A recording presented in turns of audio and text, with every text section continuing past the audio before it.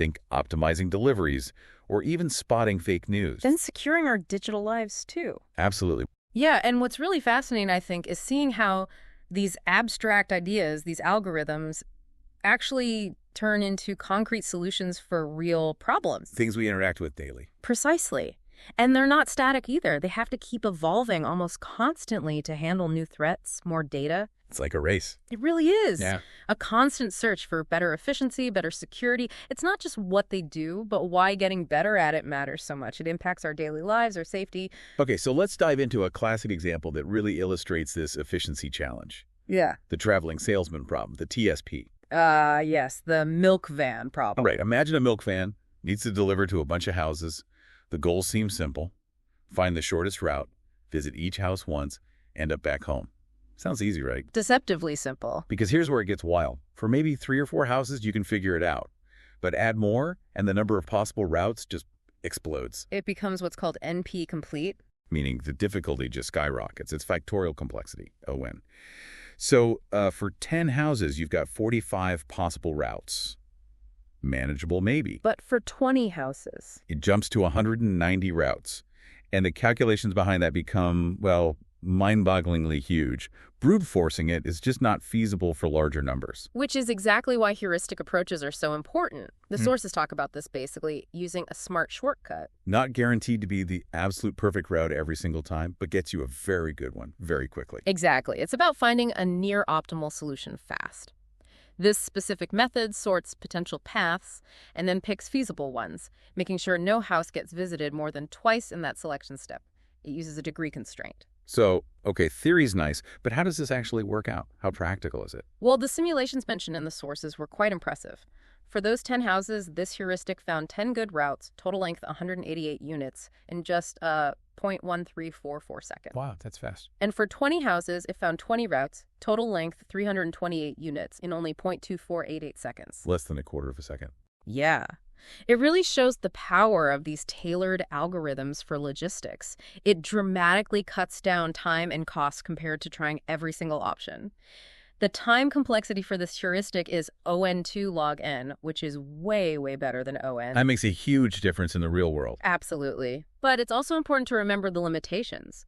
The source notes that this same kind of approach, when applied elsewhere, like trying to understand text, it struggled, specifically with understanding the context of statements, like figuring out sarcasm. Ah, okay. So great for roots, not so great for understanding if someone's being sarcastic online. It's a good reminder. Algorithms are incredibly powerful tools, but they're not magic. Human language nuance is still a massive hurdle. Right. So speaking of online communication challenges, let's pivot from optimizing routes to something that, well, hits us all.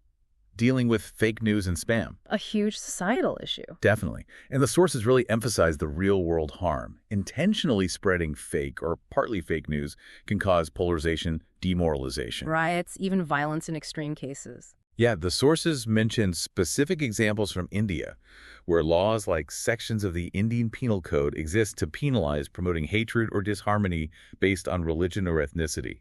Serious stuff. It really underscores that this isn't just digital noise. It has tangible, often dangerous consequences. So how do machines help us battle this? Because computers don't naturally get sentiment, right? Not inherently, no. That's where machine learning, ML, deep learning, DL, and natural language processing, NLP, come in. They need algorithms to make sense of text. And a key part of that is turning words into numbers machines can work with. Exactly. Techniques like TF-IDF, that's term frequency inverse document frequency, or count vectorizer, they essentially score words based on how often they appear in a comment versus how common they are overall. Giving important words more weight, basically. Precisely. And researchers then try to categorize comments. The sources mention buckets like hostile, normal, offensive, religious, and even violenceful. Violenceful, okay. Yeah, and they use specific word lists to help flag these. So violenceful might look for words like massacre, shoot, genocide. Offensive might catch things like stupid or pig. Got it. So they train algorithms on real data. Yes, using data from places like Indian YouTube news channels, Facebook pages, covering really sensitive real-world events like debates over the hijab, movie boycotts, things like that. And cleaning up the data must be a huge step. Oh, absolutely. Pre-processing is key. Converting emojis to text, fixing deliberate misspellings like gorment for government. People do that to avoid filters, right? Often, yes. Or replacing specific abusive terms with a generic abuse tag so the algorithm learns the pattern without getting bogged down in specifics. Okay, that makes sense. But the big question, like before, is how well does it actually work? How accurate are these systems? So that is the critical point. The study showed pretty high accuracy in some cases. For fake news detection, models like random forests, RF, and decision trees, DT, performed well. RF hit up to 94.7% accuracy with TF-IDF. It sounds pretty good. It is. And for spam detection, using a big data set of Enron emails, random forest and support vector machines, SVM, were top performers. SVM reached 97.33% accuracy, again with TF-IDF. Okay, nearly 95%, over 97%. But what's the catch? Because earlier you mentioned context. Exactly. And that's the huge limitation highlighted in the sources, even with these high numbers. The algorithms often misclassify comments because they lack real context understanding. Can you give an example? Sure. The source mentions a sarcastic comment like, they're ready to kill someone because of a movie, really. It contains the word kill, so the algorithm might flag it as violenceful. When clearly the intent is the opposite, expressing disbelief or criticism of violence. Precisely. Or a factual statement about an ancient violent act might get tagged as hostile just because of vocabulary. Or a question mentioning a law minister and religious terms gets misread as hostile. So it's picking up keywords but missing the bigger picture, the nuance, the sarcasm. Right. It highlights this ongoing massive challenge in AI teaching machines true human-like comprehension, especially when language is subtle or intentionally misleading. Okay, so from understanding language, let's move to protecting our digital spaces. Cybersecurity. This feels like a constant battle. It absolutely is. Algorithms here aren't just analyzing, they're actively defending. And the sources point out a key vulnerability, that physical boundary where a private network meets the public internet. That's a major entry point for threats. Unauthorized access, data breaches, malware infections, those distributed denial of service, DDoS attacks that try to overwhelm systems. And cybercrime is just relentless, always evolving. We hear about big incidents all the time, the JBS ransomware attack, Robinhood, Uber. The financial impact is staggering. The U.S. saw over $956 million in reported damages in 2021 alone. India saw cybercrime jump over 15% in just one quarter in 2022. It's a huge growing problem. So how do organizations fight back? What's the strategy? It's all about defense in depth, multiple layers of security, not relying on just one thing. Okay, like what? Network segmentation is a big one. Using things like VLANs or DMZs, demilitarized zones, to isolate parts of the network. So if one part is breached, it doesn't spread easily. Makes sense, like bulkheads on a ship. Exactly. Plus, firewalls and intrusion prevention system, IPS, to block malicious traffic. Strong access controls are crucial too. Multi-factor authentication, MFA. That's where you need a code from your phone, not just a password. Right. And role-based access control, RBAC, making sure people only have access to the systems and data they absolutely need for their job. Least privilege principle. Precisely. And physical security still matters. Restricted server rooms, surveillance. Right. Sometimes the threat is walking in the door. Now, you mentioned this applies beyond big companies too, like to wireless sensor networks, WSNs. Yes, that's another area the sources cover. These are networks of many small, often battery-powered sensors. Think environmental monitoring, industrial controls, often deployed in remote or tough places. And energy is a big deal for them. Huge. They often group into clusters with a cluster head node that collects data and relays it just to save power across the network. But security Is often overlooked, surprisingly. The research focus is overwhelmingly on saving energy. One source cited that maybe only 2.3% of WSN studies focused on improving security, compared to 95% on energy saving. Wow, that seems unbalanced, especially if these sensors are controlling critical things or collecting sensitive data. It's a significant gap, and the range of attacks they can face is broad. Beyond the usual suspects, you have things specific to these networks. Like what? Well, clone attacks, where an attacker creates copies of legitimate sensor nodes to inject bad data or disrupt things. Yeah. Selective forwarding, where a compromised node just drops certain data packets instead of relaying them. That's sneaky.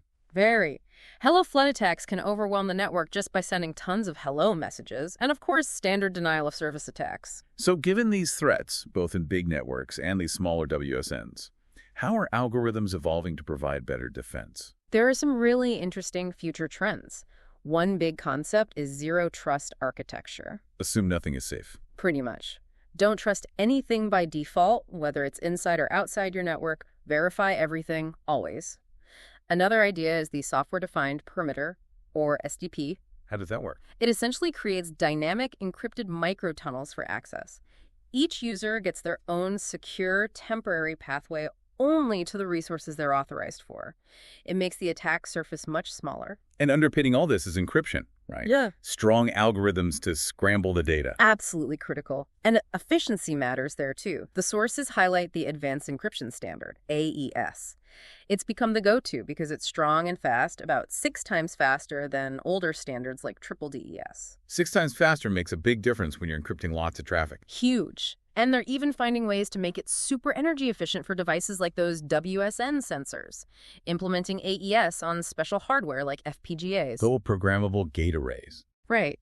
Using specific logic like HSTL high-speed transceiver logic, they can get the power consumption down to incredibly low levels, like 0.09 watts. Tiny amount of power for strong encryption. It shows how algorithm design isn't just about the logic, but also about optimizing it for the real-world constraints of hardware and energy. So wrapping this all up, what's the big takeaway for you, for the listener? We've covered optimizing deliveries, fighting fake news, securing networks. Yeah, we've seen algorithms working behind the scenes everywhere, from getting your milk efficiently delivered to trying to shield you from scams and cyber threats online. These invisible instructions are constantly running, shaping our digital world. But it's also clear it's an ongoing process, isn't it? The journey's definitely not over. No. The sources point out lots of areas for more research, getting better context understanding for fake news, making WSN security more robust without draining batteries, finding even better ways to manage those clusters. It's this constant evolution.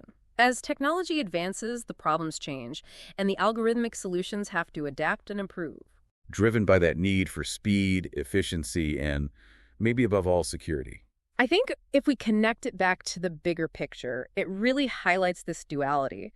Technology gives us amazing capabilities, but it inherently introduces new vulnerabilities too. So our reliance on algorithms means we have to be constantly vigilant, constantly innovating. Exactly. It's a proactive effort to stay ahead. Which leaves us with a final thought for you to chew on. As these algorithms get more and more sophisticated, solving problems we couldn't before, how much should we really rely on them to interpret complex human things, like sarcasm or intent? Yeah, where's the line? What role does human judgment always need to play alongside these incredibly powerful but still imperfect tools? Something to think about. Thank you for joining us for this deep dive into the algorithms shaping our digital world. Thanks for listening.